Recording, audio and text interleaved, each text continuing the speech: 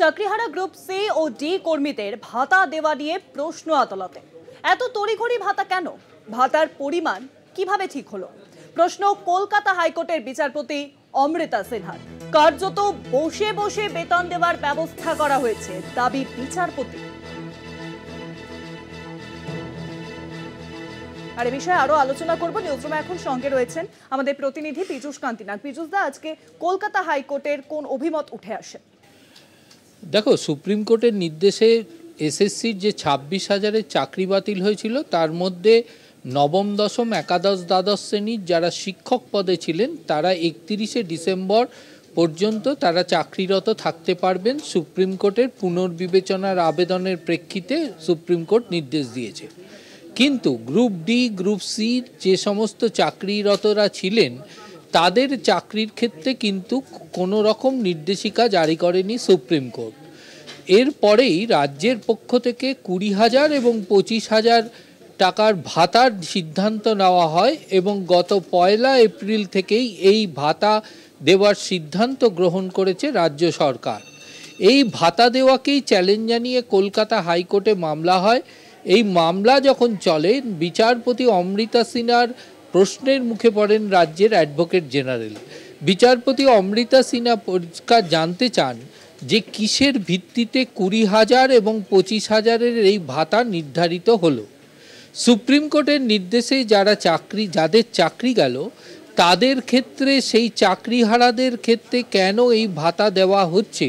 কারণ তারা already terminated এবং যারা বেআইনিভাবে চাকরি পেয়েছিল সেখানে তো সুপ্রিম কোর্ট অর্থ ফেরতের কথা বলেছিল। এর পরেও যখন ভাতা দেওয়া হচ্ছে তারা চাকরিরত নয়, মূলত তো তাহলে তারা ঘরে বসে বসে ভাতা পাচ্ছেন। এটা জনগণের অর্থ, সেই অর্থ এইভাবে খরচ করা হচ্ছে কেন? যদিও বিচারপতি অমৃতা সিনহা পরিষ্কার জানিয়েছেন মৌখিকভাবে যে এই মামলা বিচারাধীন থাকা অবস্থায় এই মুহূর্তে কোনো ভাতা যেন না দেওয়া হয় এবং তড়িঘড়ি কিভাবে ভাতা দেওয়া হলো সেই ব্যাপারেও কিন্তু তিনি প্রশ্ন তুলেছেন। এই যে ঘরে বসে বসে ভাতা দেওয়া হচ্ছে এই বিষয়টি কিন্তু বিচারপতি অমৃতা সিনহা রাজ্যের কাছে প্রশ্ন রাখেন বা তিনি মন্তব্য করেন। যদিও রাজ্যের আইনজীবীর পক্ষ থেকে রাজ্যের অ্যাডভোকেট জেনারেল বলেন যে এই যে মামলা করা হয়েছে কলকাতা হাইকোর্টে, এই মামলার করার কোনো এখতিয়ার নেই। তার কারণ সুপ্রিম কোর্টে পুনর্বিবেচনার আবেদন এখনো পর্যন্ত পেন্ডিং রয়েছে, অর্থাৎ বিচারাধীন অবস্থায় রয়েছে। যদি আবেদনকারীরা মনে করতেন তাহলে তারা সুপ্রিম কোর্টের কাছে আবেদন জানাতে পারতেন, হাইকোর্টের এই মামলা শোনার কোনো এখতিয়ার নেই। দ্বিতীয়ত, এই মামলাকারী যারা রয়েছেন তারা কিন্তু চাকরিরত নয়, তারা চাকরি প্রার্থী। সুতরাং তাদের কোনো লোকাল স্ট্যান্ডার্ড নেই যে এই মামলা দায়ের করার। যদিও রাজ্যের এই আবেদনকারী অর্থাৎ আইনজীবীদের পক্ষ থেকে বিকাশ রঞ্জন ভট্টাচার্য আদালতের কাছে বলেন যে মামলাকারীরা যেহেতু ওই ওয়েটিং লিস্টে ছিলেন অর্থাৎ তাদের সেখানে লোকাল স্ট্যান্ডার্ড রয়েছে।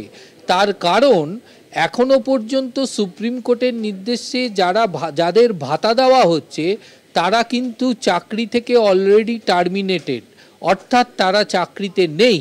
সুতরাং সেক্ষেত্রে তাদের অবস্থানগত অবস্থা এবং যারা ওয়েটিং লিস্টে ছিলেন যারা চাকরি পাননি চাকরি প্রার্থীরা তাদের লোকাল স্ট্যান্ডার্ড কিন্তু একই। অর্থাৎ এক্ষেত্রে কখনোই এই মামলাকারীর লোকাল স্ট্যান্ডার্ডের অধিকার কখনো খর্ব হতে পারে না। যদিও অ্যাডভোকেট জেনারেল দাবি করেছেন যেহেতু এটা জনস্বার্থ মামলা নয় সুতরাং এই মামলাটির কখনোই গ্রহণযোগ্যতা পায় না।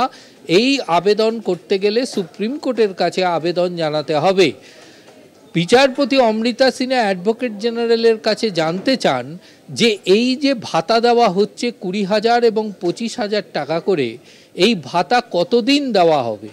তার প্রেক্ষিতে অ্যাডভোকেট জেনারেল জানিয়েছেন সুপ্রিম কোর্টের পুনর্বিবেচনার আবেদন যতদিন না পর্যন্ত নিষ্পত্তি হচ্ছে ততদিন পর্যন্ত এই ভাতা গ্রুপ ডি এবং গ্রুপ সি চাকরিহারারা পাবেন।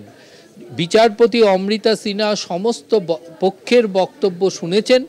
মামলাটির শুনানি শেষ হয়েছে, রায়দান স্থগিত রাখলেন বিচারপতি অমৃতা সিনহা।